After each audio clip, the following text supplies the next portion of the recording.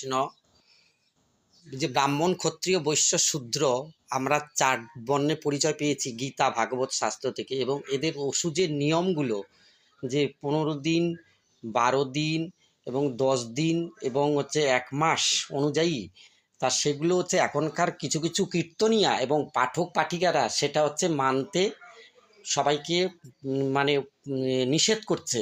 এটার কারণ নিজেরা নিজেদের স্বার্থের কথা ভেবে তাড়াতাড়ি যাতে প্রণামীগুলো এবং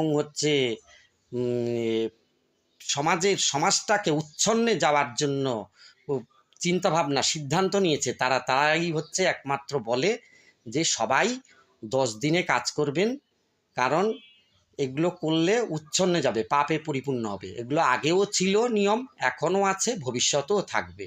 ব্রাহ্মণের উপরে তারা একটু রুষ্ট হয়ে